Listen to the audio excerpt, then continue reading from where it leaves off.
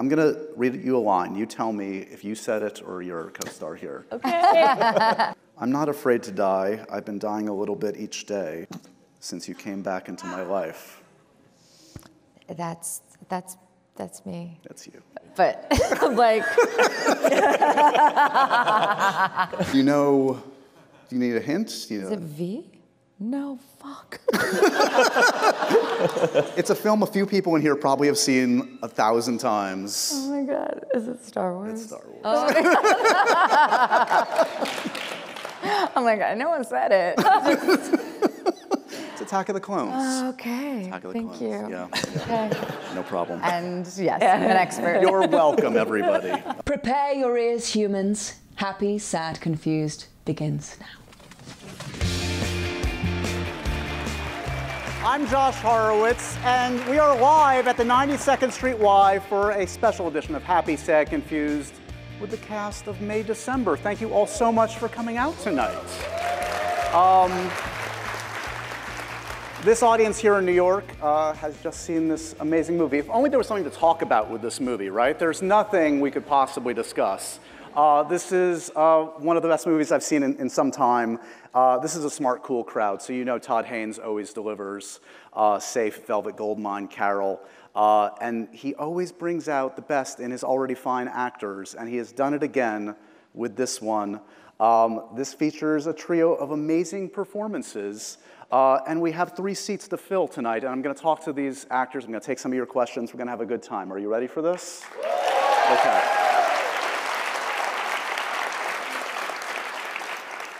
Our trio of actors. First up, I want to introduce a gentleman who has, as of today, is now a Gotham Award winner, a New York Film Critics Circle winner as of today. Please give a warm welcome to Charles Melton, everybody.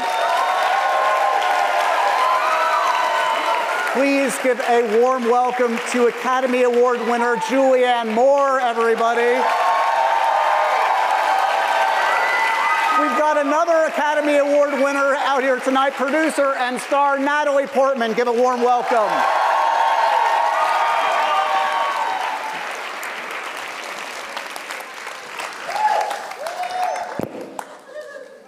I think they like the movie, guys. So far, so good.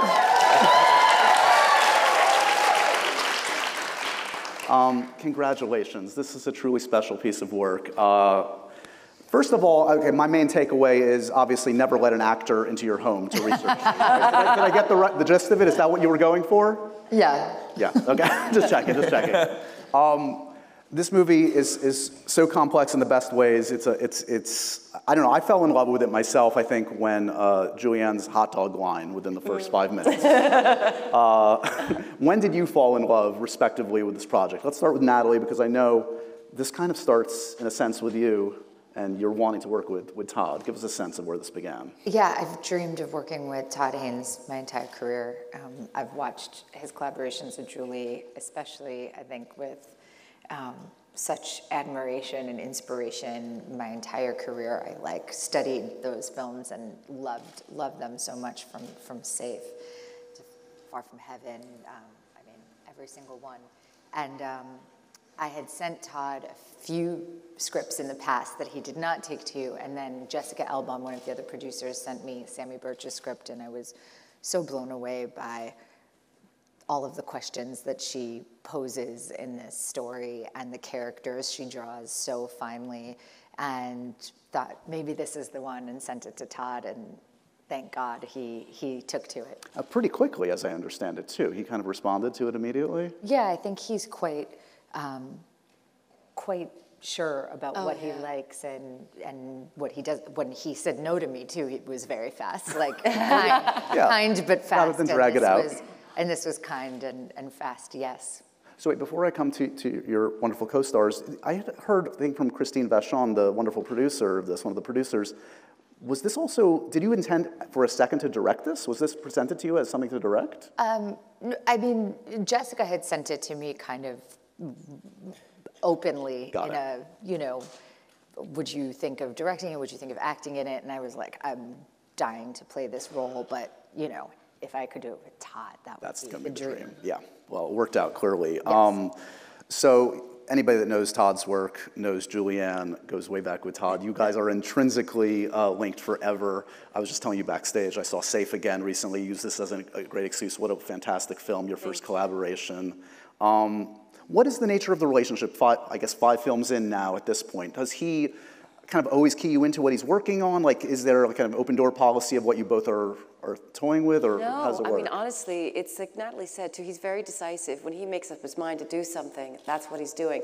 And he's kind of, and often he's pursuing his own projects. So it's pretty unusual when something pops up like this and he says he's gonna direct it. And I am usually just the recipient of an email or a phone call or something. And in this case, he just said, you know, emailed me and said, Natalie Portman sent me the script. I want to slip it to you. Like, he didn't even want to say anything just to see if you'll like this. And I was like, well, are you directing this? And he's like, yeah. And I was like, well, I'll do it.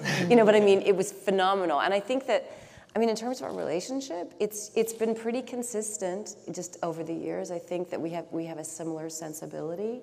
But he always does that. You know, he draws these really interesting, wonderful, creative people around him, and he finds lots of that sensibility in people like Natalie and Charles. You know, it's like it's a kind of it's a wonderful collective when you work with Todd. So then we come to Mr. Melton, sir. Congratulations. I mean, I think a lot of people came here tonight, you know, they're expecting, okay, Natalie Portman, Julianne Moore, they're gonna blow me away on screen. You have had a different kind of career before this, and obviously you've done great work on television and different films, but this is a moment, and congratulations. I hope you're enjoying this, because you have made the most.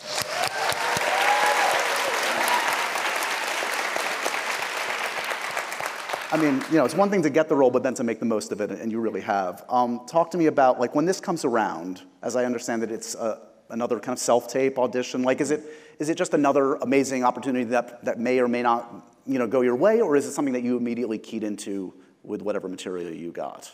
Yeah, well, Sammy's script, when I first read it, I just felt this immediate connection to Jo and her writing. There was so much beyond the text, in between the text. And when you see that Natalie Portman is attached and Julianne Moore, directed by Todd Haynes, it's kind of a surreal moment. And that kind of just led into this 6-week auditioning process of self-taping before I flew out to New York and met Julie for the first time for our chemistry read, and I met Todd, and it was, yeah. So take me into the room, chemistry read. This has to be, like, again, like, there's a lot riding on this. Like, you're about to walk into a room with Julianne Moore, Todd Haynes. Yeah, it was very surreal. I remember, you know, I was kind of discovering my process while I was self-taping and everything, and it was really exciting for me. And I remember standing outside of the audition room, and I heard Julie and Todd talking about the scene. And my heart started beating out of my chest. And I was like, oh my gosh, I don't want to go in. I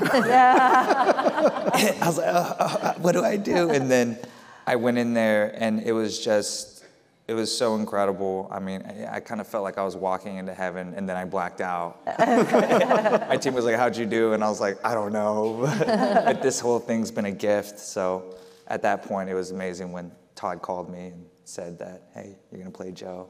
It was really exciting. It's a game changer. Yeah. Talk to me a little bit. For you guys in your respective careers, do you have a comparable moment, like an audition where it felt like a lot is riding on this? This could change the course of my career, whether it was a collaboration, something you got, or a room you walked into. Does anything resonate with Charles's story in your own careers? I felt that way about Safe. Yeah. I mean, that was sort of the beginning. That was when I first met Todd. When I read it was, you know, the beginning of the 90s, sort of the beginning of independent film, and I got this script out of the blue, and it was unlike anything I'd ever seen before. It was very, very spare, and I thought, I didn't understand why somebody hadn't been cast in it. It was so good. I'm like, why is this an open audition? It just seemed crazy. And I was very certain about how I heard it. You know, I heard it only one particular way, and I was determined. I really, really wanted it, but I also knew that if he didn't see it the way that I saw it, I thought, I'm not right for this. I just saw it with this particular, you know, choice. And the weird thing was, when I went in and did it, Todd was like, that's Carol White. And so that was the beginning of our collaboration. But it might have been the only time when I felt that certain about something, and that where I received that result. Right. Well, yeah. It also came, I mean, correct me if I'm wrong, you got a pivotal kind of moment in your career where I think you had worked with Robert Altman perhaps by then. Yeah. And you were look, you obviously had success in a different field, in TV and soaps, et cetera, but like wanting to redefine the kind of career you have is easier said than done. And folks like Altman and Todd kind of giving you those gifts. It was a different time too. You know, there was a big kind of switch in the culture of film. You know, from the '80s to the early '90s. That was what was interesting. What was being made in the 1980s was not what was happening in the early '90s. And so suddenly there was this kind of there were these different opportunities and these different voices. And Todd, of course, was one of the leaders of those voices. For you, Natalie, does anything resonate? I mean, when I think back to your early career, I mean, you kind of shot out of a cannon with some amazing filmmakers that you like forged these relationships with. But did any kind of shift happen early in the career where someone saw you in a different way, or? I think working with Mike Nichols was a real like shift. Because it had been like after doing Star Wars and all this stuff, which were kind of like big blockbustery things, but I wasn't really having the kind of artistic experiences that I was excited about. And he, you know, got me on stage, and I got to do The Seagull with him and this amazing group of actors in Shakespeare in the Park. And then he was a real like advocate for me. Like he would call up Anthony Minghella and be like, cast her, and you know, and it was the first time that someone had kind of like taken me under their wing like that, and it was really, really important for me. It's funny, over the years, like so many like actors, he meant so much to so many different actors and had that kind of relationship, and really seemed like the smartest, coolest, funniest guy you would ever want to know. He was the best, and really took mentorship as seriously as his artistry, and is, I mean, I think about it all the time about how generous that is, in, you know, and how much energy it takes to do both. Yeah. All right, so let's dig into a little bit of the characters in this film, because each of them are fascinating in their own right. And I don't know, I'm just curious, like from your own perspectives for the characters you play in this, like could you make the argument from your own perspective that they are the sympathetic hero of the story? Like, because I know that you hear that all the time from an actor, like even if you're the villain, you kind of see yourself as like motivated in a certain way. Everyone's the hero of their own life. That's what I'm saying, right? Yeah. It's true, you're not the anti-hero in your life. Can you make the case first for Elizabeth? Well, I think that she is, you know, it's sort of like what you're saying, that we're not here to judge. Right. I think she would say we're here to explore the human heart, and the human heart is complicated and is not you know, is not always going to be good. As she says in that kind of classroom interview, the bad people are the most interesting to play. So I think for her, it's about seeking the, you know, art, the truth, the heart of it, not the morality of it. Right. I will say, like, I can get on her, I can understand where she's coming from in different respects at different times, perhaps, in the film, but when she talks about downgrading the rap gift for the crew, I'm like, that's just a jerk move. That's just... But I could imagine, like, this is such a, and I've seen this movie a few times now, and the more you see it, and you will enjoy it again, see it again, because there's a lot to dig into, the layers of this character. I mean, like, this must have appealed to you so much, because you are obviously playing an actor, and we as an audience can't help but, like, oh, that's Natalie Portman at first. She is an actor. I know this is her as an actor, but this is obviously a character, and a character playing, researching somebody who has already been played by another actor. There's just like a lot of meta layers here that it must be fascinating for you to approach. Yes, we've been talking about it a lot, that Julie was doing research for Gracie and as a baker, you know, so I had to go and follow someone who was a home baker to learn how to bake a cake and sell a cake from your home, so that Natalie could come and observe me as a character playing a baker. And you know, like it was just dolls. yeah. But do you, I mean, I think I've heard you like talk about this a little bit. Like, do you kind of enjoy the fact that the audience does think about that a little bit? They're thinking, at first at least, like, oh, that's Natalie Portman. Wait, what am I to make of that? Her playing an actor, and where is the line between reality and fiction? Yeah, well, I think I'm always obsessed and keep returning to this theme of performance and identity, and especially I think for women, the different levels of performance that we have in our lives, of you know, how we are meant to perform our femininity, the way we look, the way we behave.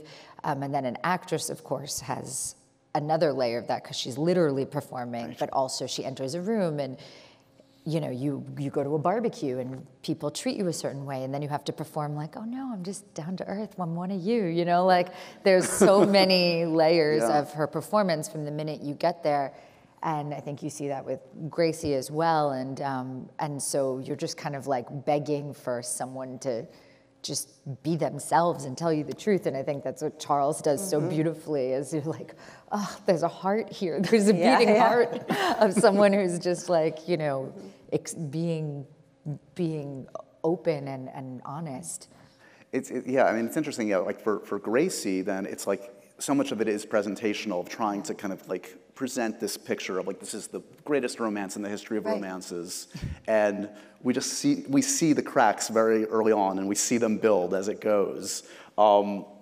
This is like, for those that don't know, and probably a lot of you do know, like it's loosely inspired by Mary Kay Letourneau, and that case. Like, is it important for you, like obviously the speech affectation, for instance, I believe that's probably inspired by Mary Kay, or a little bit, or no? Not really. I mean, she didn't speak that way. I mean, I was kind of, obviously I looked at the documentary footage and I read the materials that we had and stuff. But Todd was also very clear that this was not what we were doing. You know, we were not. It's not a portrait of Mary Kay Letourneau.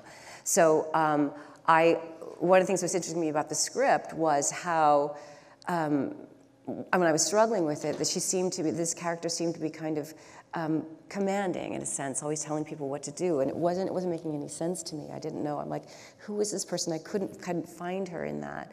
And then when I realized, oh no, she has a story about being rescued by her prince, and her prince was 13 years old, and that she has to elevate him to being an adult, right?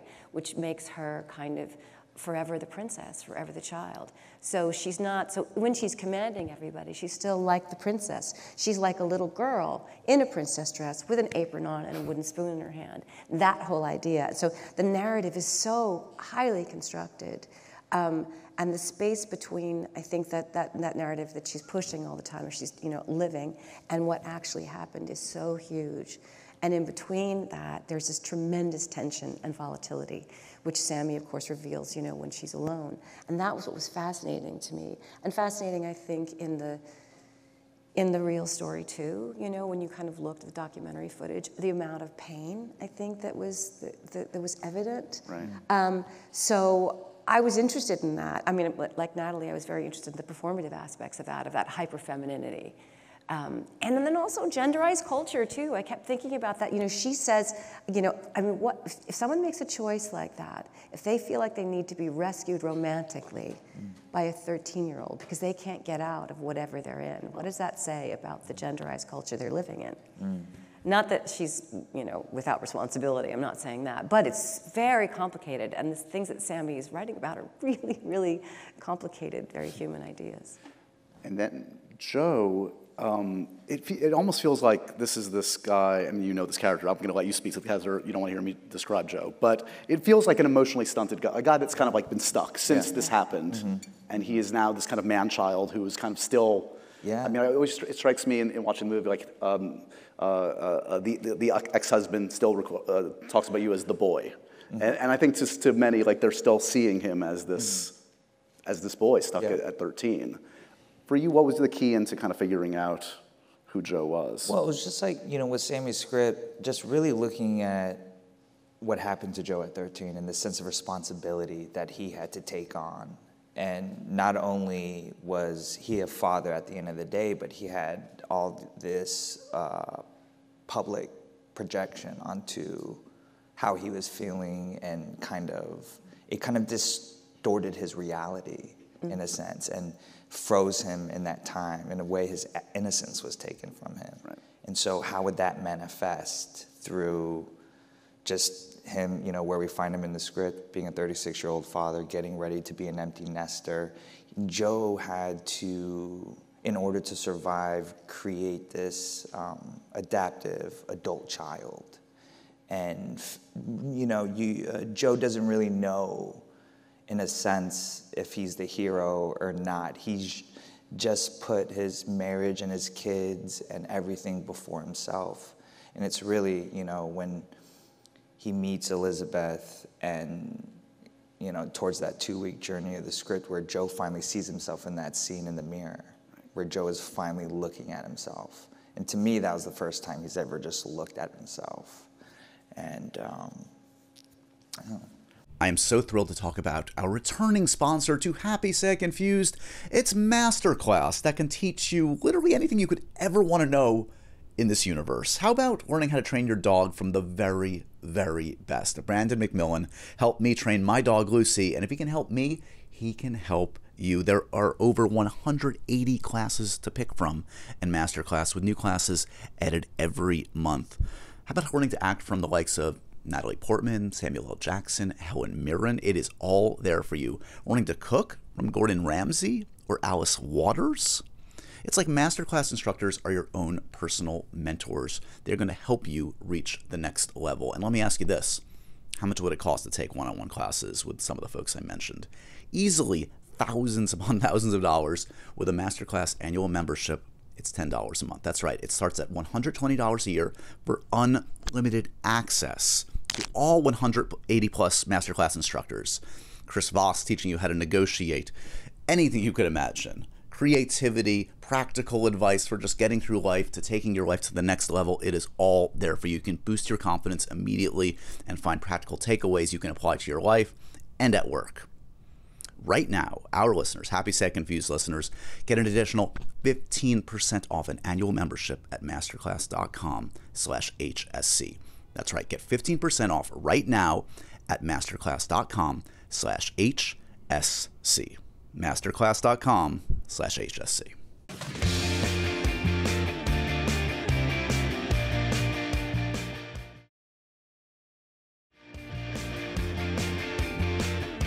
So many aspects of my life. Like, it strikes me, it illuminates how kind of, and I mean this in the best possible way, how insane acting is. Like, because we see these moments where, like, what it's like for an actor sometimes to prepare in isolation without the accoutrements of a set.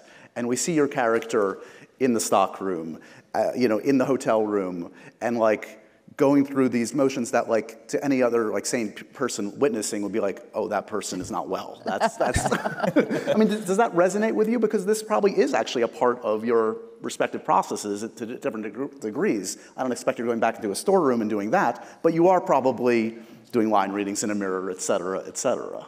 Does that resonate at all in terms of, did that resonate when reading the script? Absolutely, and I think one of the greatest things that Todd gave me when discussing the character was not falling into making fun of her, right? Which was a big temptation because it is so absurd what we do, and it is really like great to laugh at it, and you know, there's so much absurdity, and I think the absurdity comes out, but you know, it was important for Todd that when we start, she's a reliable narrator, that she's the one you kind of trust to be this sort of detective in uncovering the story of what happened with Grace and Joe, and then of course it unravels and you realize she's not reliable at all, and so to not overdo the, you know, laughing at it, so then it can be sort of revealed the absurdity of it all later, and to try and find those moments again where another thing we talked about a lot was when she is alone, like in the stock room or in the hotel, and even though she's performing, those are actually kind of the most truthful moments because she's not performing for anybody. There's no audience, but yet there's the camera as the mirror, as the audience. So there is the kind of double, you know, acceptance of artifice in there. If we did peek at your private processes, what would amuse or shock us about what you do to prepare for a role? Well, I would have a triple cheeseburger with bacon from Five Guys, Best hot dogs, process. a milkshake, Capri Suns. I think for me it's the muttering It's the constant muttering of the lines. It's like the around the house, around my kids, in the car. I'll be, and they'll be like, "Oh, you're working." We hope she's working. That's Don't right. know. It's just muttering. Yeah. Anything for you, Natalie, or is it? Oh, I mean, so much of it is so silly, but it's surprising. I don't know. I mean, I don't know. A lot of like writing down stuff. Right. Like Background I for the have character and always like notebooks full of stuff and and that are I think I don't know how surprising it is, but it's just a lot of. But you know what would surprise you about how we work, though, is how much we laugh. Right. We laughed so hard. I laughed particularly hard with these guys. I mean, we really did. I mean, there was a tremendous sense of play on set, and enjoyment, and real pleasure. And I think because we trusted each other so much, and we trusted Todd, and he sets up an environment where you have so much scaffolding, so much context. The frame is kind of, you know where you are all the time. You know the story that he's telling. Right. And that frees you up tremendously as an actor.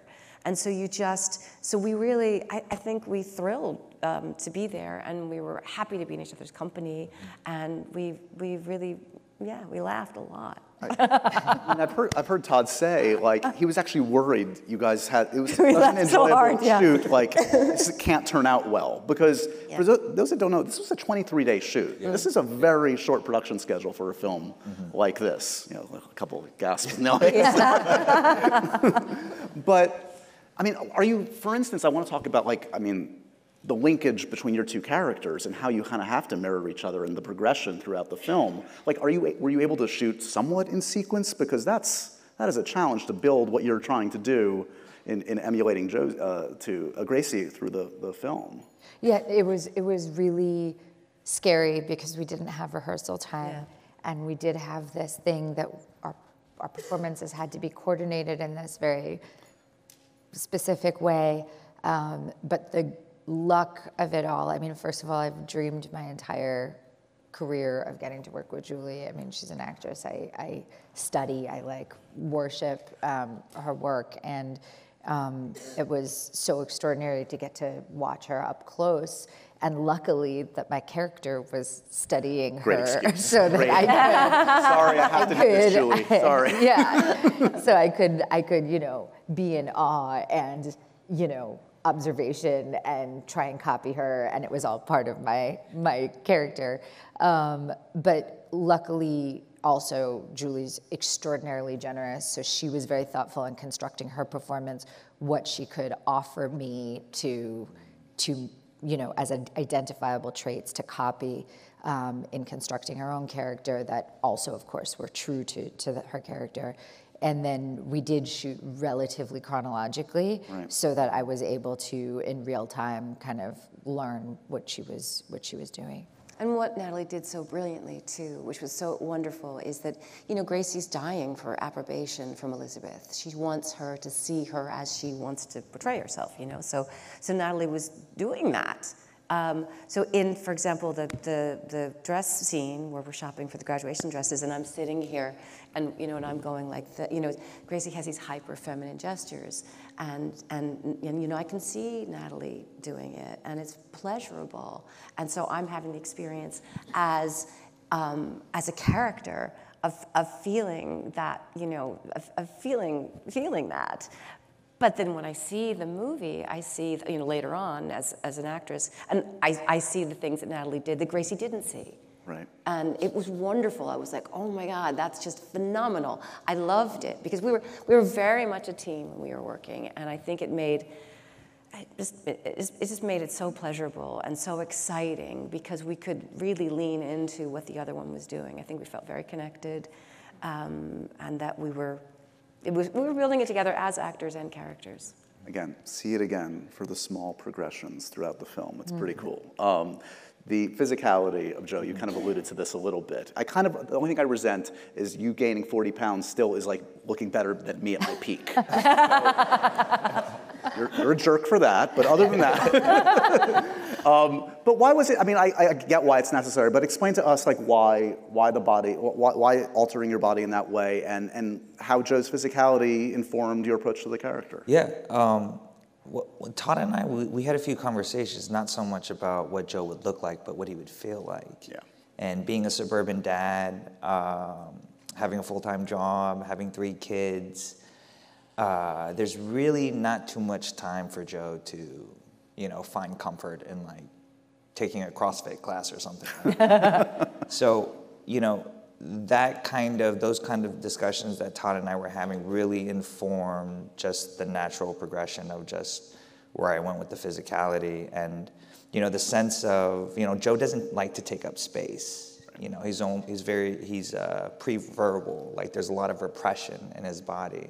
So just kind of diving into that and understanding how that could just live in the body and how you can tell that story. Because, you know, if you see a guy in the corner of the room with his shoulders hunched, just kind of like standing to himself, keeping to himself, there's some sort of, oh, is that person okay? You know, that kind of thing. So, but that just came naturally with just the script and then just trusting Todd and Todd just really encouraging me and Natalie and Julie. I mean, on set, it was, you know, there's so much awe, but then I'm like, all right, Charles, like, you have to focus. Like, tell Joe's story, like, Charles, you can fan out later, like, just focus. But ask about Boogie Nights later. Right now, I got to work. But it was so, I felt so just encouraged by them, like, just masters of their craft, legends, and just, you know, I felt so safe and protected to just really let go.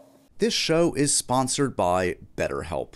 Well, it is the season of gift giving. If your family is anything like mine, you are spending a lot of time right now thinking about what the best thing is for everybody in your family. But the important thing to also keep in mind right now in this holiday season is you have to define how to give to yourself.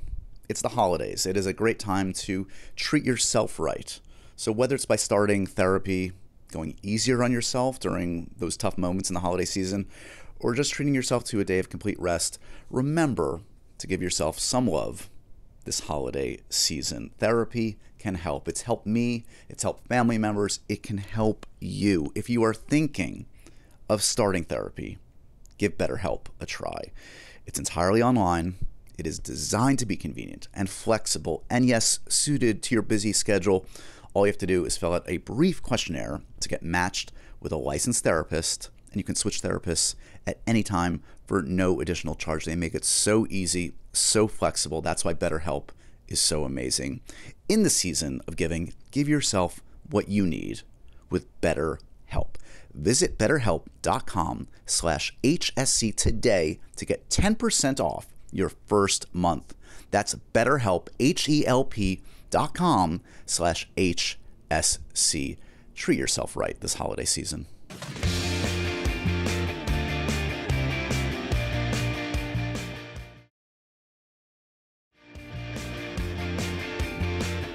I know this crowd has just seen the film, but if you'll indulge us, I think all of this is worthy of a second look. I want to look at one scene in particular that's fantastic. It is the scene, one of the scenes in the mirror, the makeup scene, for lack of a better term.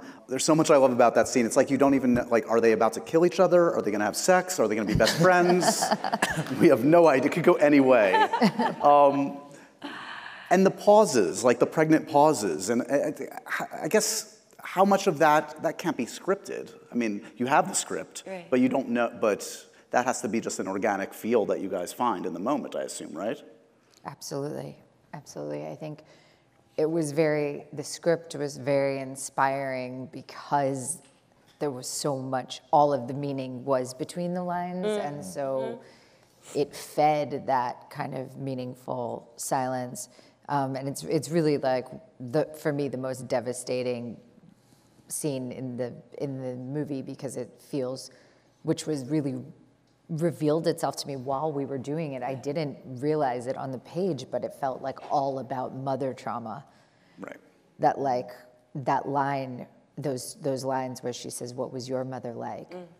And then this long wait, and then she was beautiful. Like, everything that's unsaid there, like, that's what you have to say about your mother, while they're putting on makeup, this extremely performative feminine thing, and looking at themselves in the mirror, this, like, tool of oppression for women, you know, like it's so heavy and so, and they see each other in a way that I don't think they do before that. Like it's this real moment of connection. Yeah, and Gracie's literally saying to her, let me put my face on you.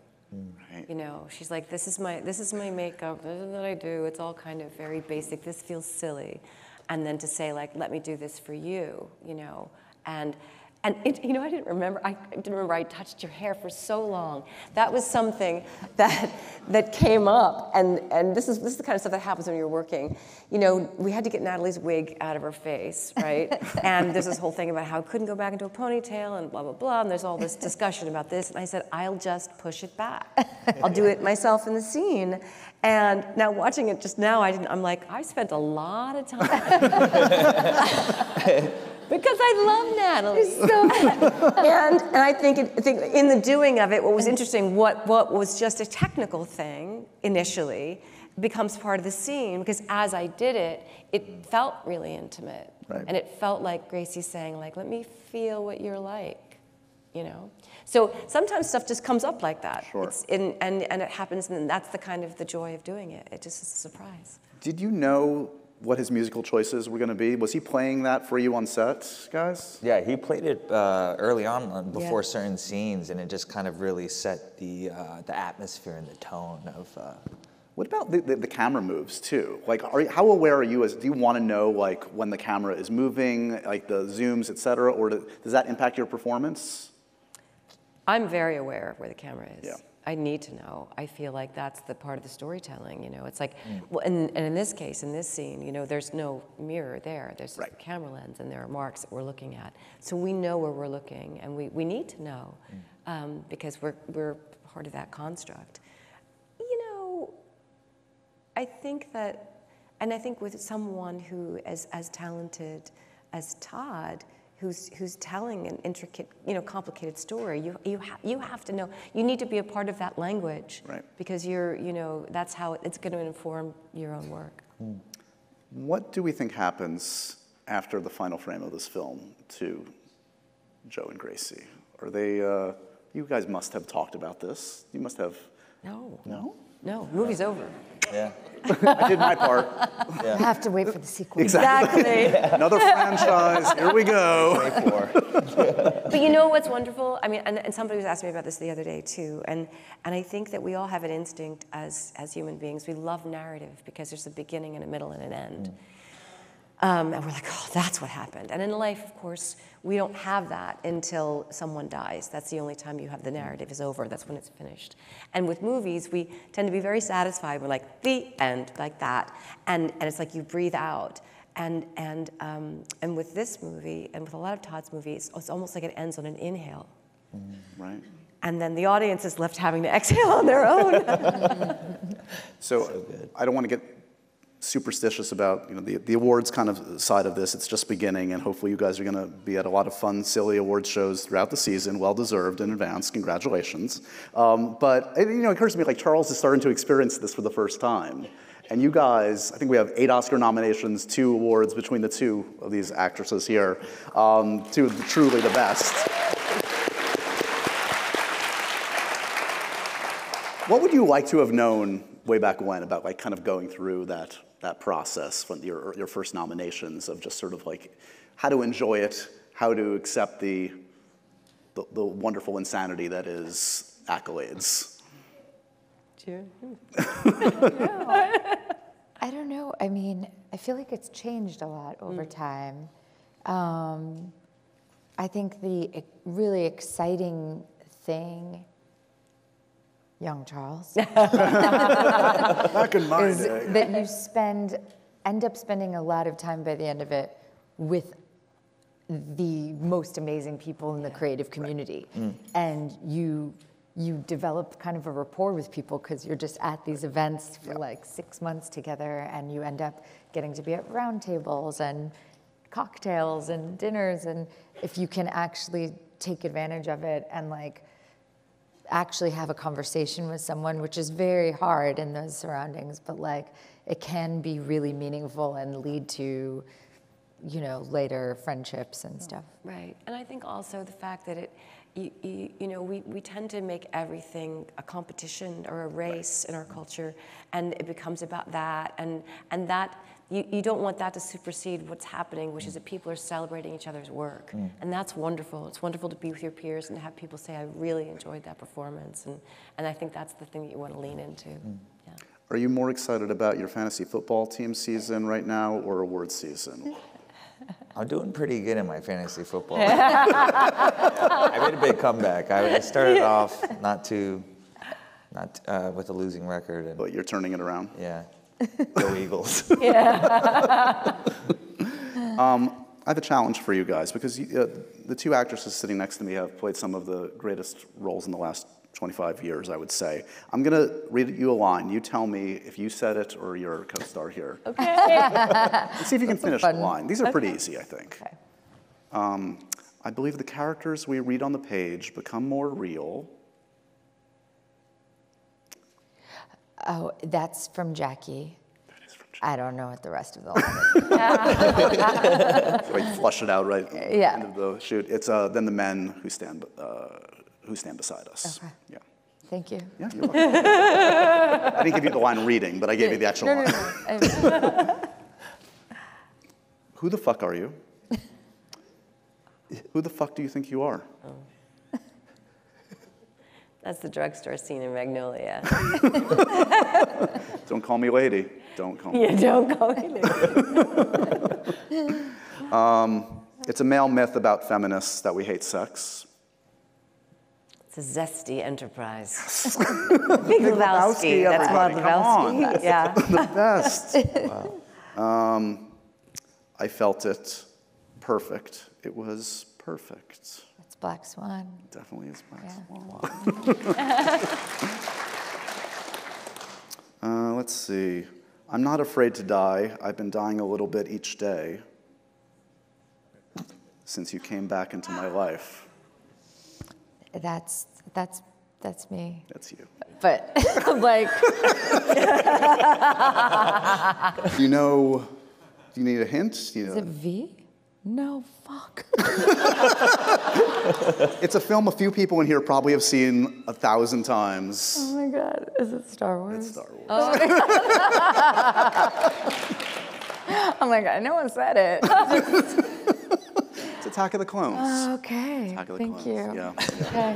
No problem. And yes, I'm an expert. You're welcome, everybody. We're going to go to some audience questions in a little bit, but the happy, sad, confused, profoundly random questions. What do you guys collect? Does anybody collect anything here? Furniture. I like furniture. Okay. Yeah. Charles? I like sneakers. Nice. Yeah. Nice. I have a few first edition books. Not a big collection, but. Okay. Oh, she's fancier than us. I mean, furniture's fancy. Come on. Have you ever asked for an autograph or a photo from, oh, you have, Natalie. Yeah. From who?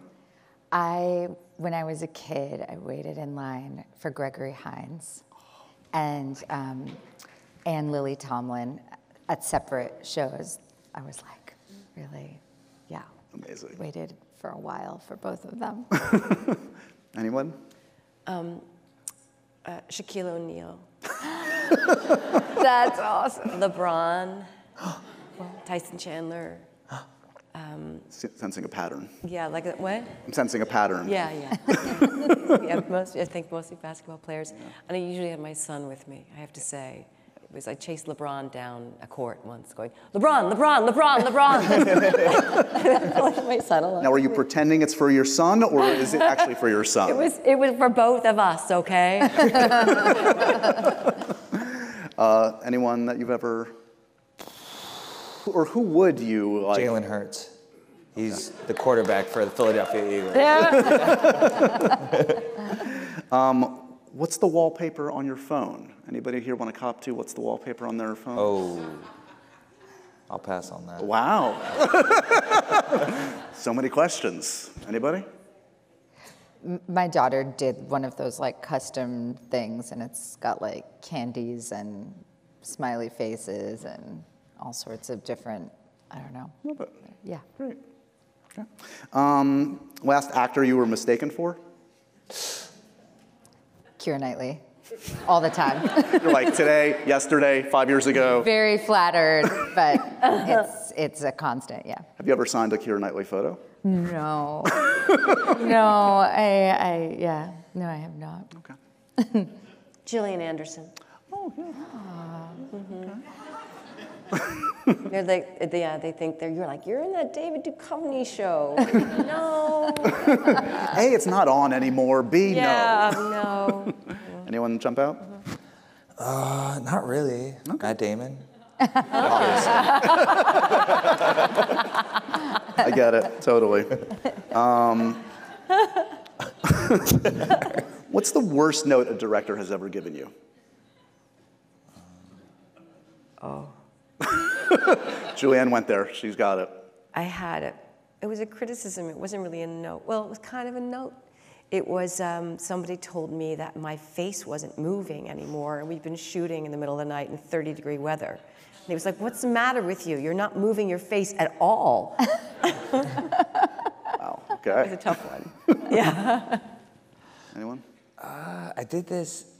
This was like for a commercial that never came out, but we were freezing cold. It was for yogurt, and we were in the water was freezing, and I was shaking. And he was like, "Can you stop shaking? Can you stop shaking?" I was like, I couldn't stop shaking, and yeah, probably the worst note I've ever. Yeah. And you're okay. Good one from Milos Forman, which was also just like the best.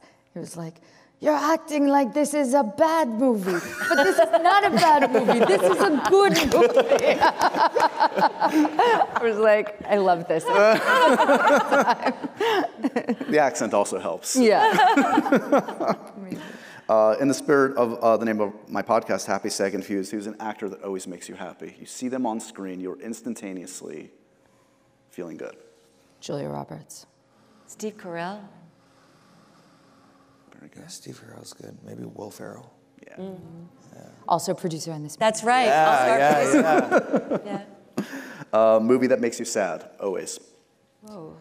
My Girl. Is that the bees? Yeah, remember The when she's bees. like at the funeral and she's like, he doesn't have his glasses. He can't see without his glasses. I'm like, That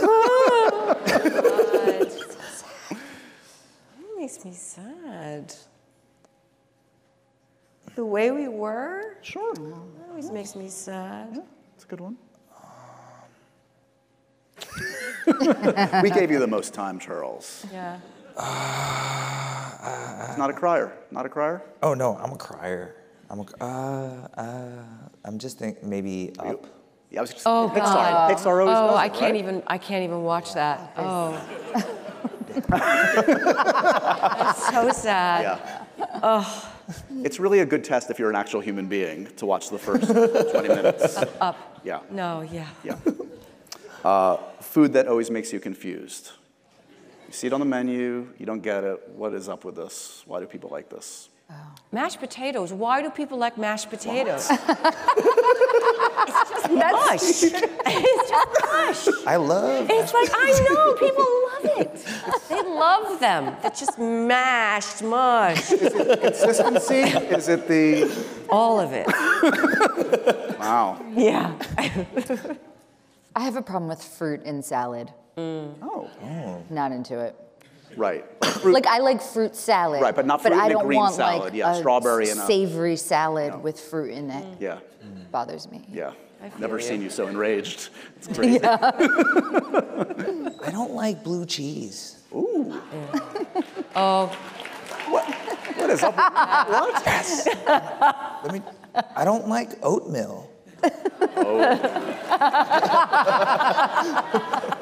He could say anything and you would be cheering. Come on, I get it. What are you doing? Wow. Okay, let's go to some questions from the audience. The final scene is a powerful one, and I would be interested to understand how it felt to experience it both as Natalie and as Elizabeth. What do you recall shooting the final scene? Well, first of all, it was to hold a real snake was a real surprised. Like somehow I didn't think about it when I read the script that there was going to be a snake actor alongside us. And then this young actor who also, it was very uncomfortable because of course the story is so dark, but at least we get to have the fast forward 20 years later and he's an adult, but then to actually have this like kid and have this scene.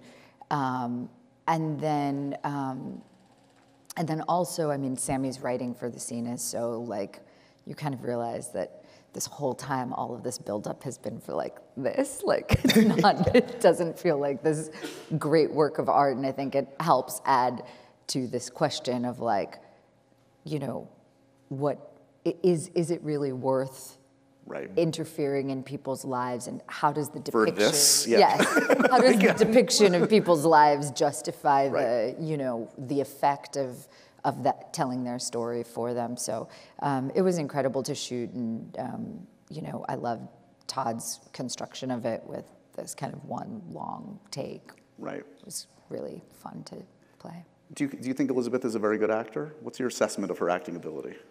I'll let you judge. This is from Natasha for Julianne. What stylistic choices did you make when conceptualizing this character versus what was on the page? Oh, that's a good question, because it really was a physicalization, you know, and like I said, the decisions in making that were twofold. They were, you know, I wanted to give Natalie something to work with. That was really important, and Todd and I talked about that early on, because you can't just show up and do nothing and then have somebody, you know, it's like, so in searching for that, I was like, well, what would be true to her? And I found this kind of this idea of this childlike presentation and this hyper femininity. And so those were, you know, so I sort of leaned into that, and it was interesting. It was an interesting process searching for them, because the vocal choice felt big and risky. You know, I was concerned about it, and Todd and I discussed it for a long time, and then we just said, and I was like, okay, here we go. Well, and again, like, because the quickness of the shoot, it's like you have to just like make that kind of big choice on day one, and there's no going back. No. You're in it. Yeah. We were talking about the scene at the mirror. Arter wants to know, how many takes did it take to film at the mirror? It wasn't very many. I think we maybe did like 4 or something. I mean, it was very technically complicated what Julie was doing, especially because there were like 2 sets of makeup that were hers and mine. Our makeup artists were very concerned about hygiene. Which we appreciated. Sure. Yeah. So it's like I'm putting on, you know, below the frame, there's all this makeup that belongs to me, that my makeup artist uses on me. So I'm putting that on myself. But then as I do Natalie's makeup, I have to switch my hands to the other sponge. I put this sponge down, I pick up her sponge, and I get her makeup, and I go like that. And honestly, most of the time I was just thinking about getting the makeup on her face, getting the right makeup, and also getting the right saturation on her lips in time. So when we turn into the mirror, we both have on the same kind of density of lip color. So, and then we also had the marks on the mirror, which was not a mirror with the camera, but there's like an X for where we're supposed to be looking at ourselves, and another X for where we're supposed to be looking at each other, trying to figure out, like, you know, and appropriately look at ourselves and, you know, the other character, and while, you know, talking about epistemic relativism and our mother drama.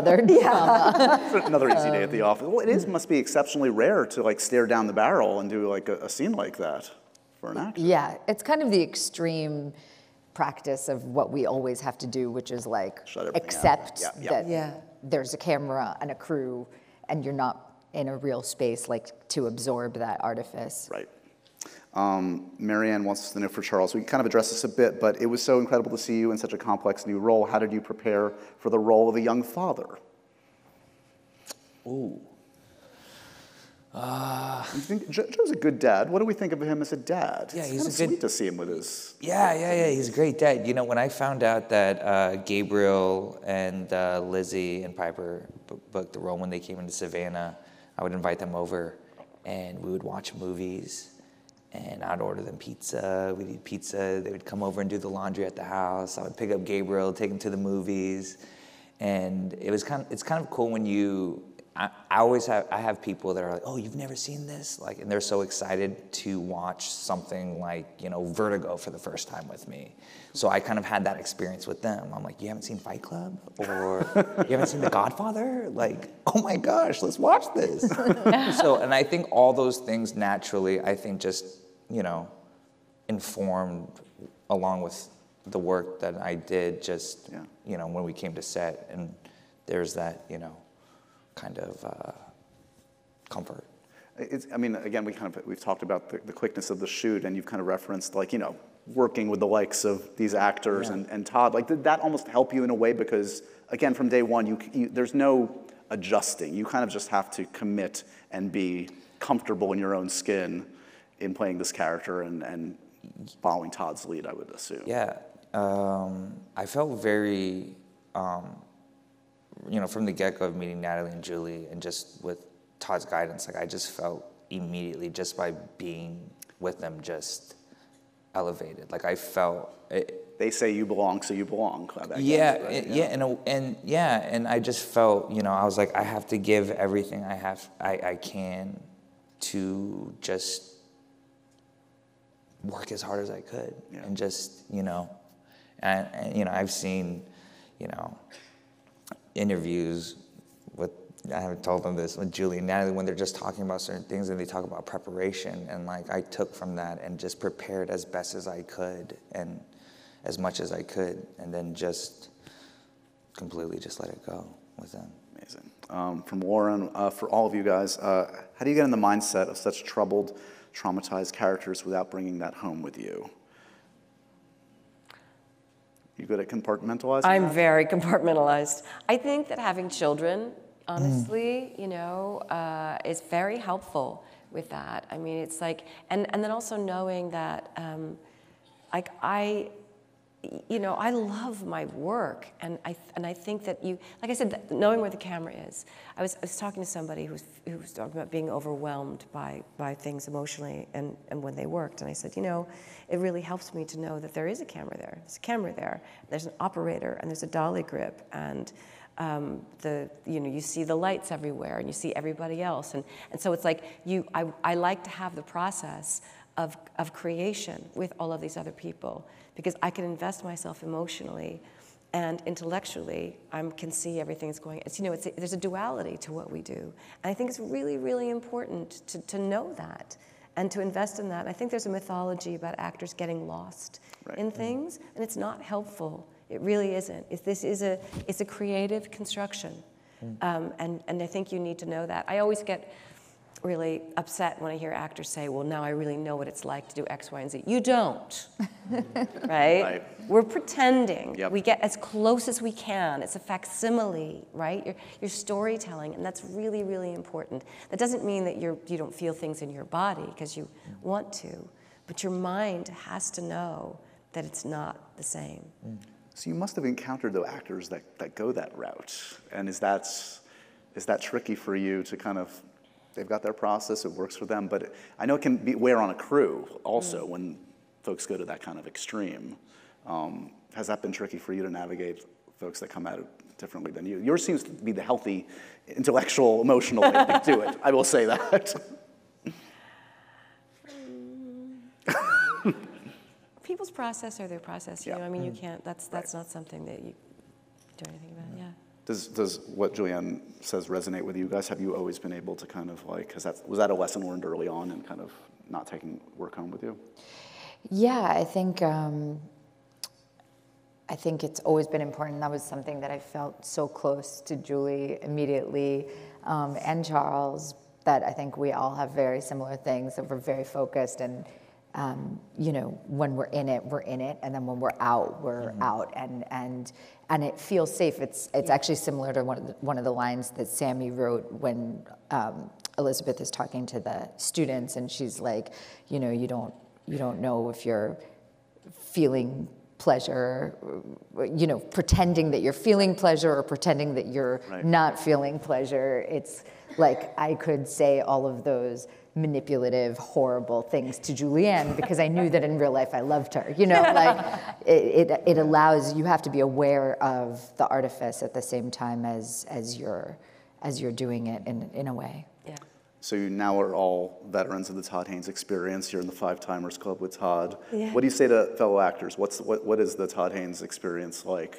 I assume you would recommend to anybody. It's a dream. Yeah. I mean, you know, I think that it's pretty evident to everybody who works with him that he's just one of the greats, you know, one of the great directors, one of the great storytellers, and also a tremendously wonderful human being. Yeah. There's a lightness to Todd, you know, and a joyfulness, and a sense of humor, and he elevates us all with his work, honestly. I mean, the proof's in the pudding. We see it in every film he's done. How does this change you going forward? You're spoiled, man. You just leveled up with the best in the business. Does this kind of, I don't know, it must change your philosophy on the kind of career you want to have, or change your aspirations, or tell me kind of where your head's at coming out of this experience. I'm just, I feel a lot of gratitude, you know? And I just go back to like the gift of those 23 days that I got to spend with Natalie and Julie and Todd in Savannah, Georgia. You know, in my career, it's the best experience that I've had, and that's the cake. The good news is you get to spend more than 23 days on the press process. Silly events like this and enjoying each other's company. The movie is fantastic, guys. May, December. It's on Netflix in 2 minutes, basically, midnight. But by the time you guys listen or watch the podcast, it's out on Netflix. Give it up for Charles Melton, Julianne Moore, Natalie Portman, May, December. Thank you so much. Thank you very much. Thank you so much.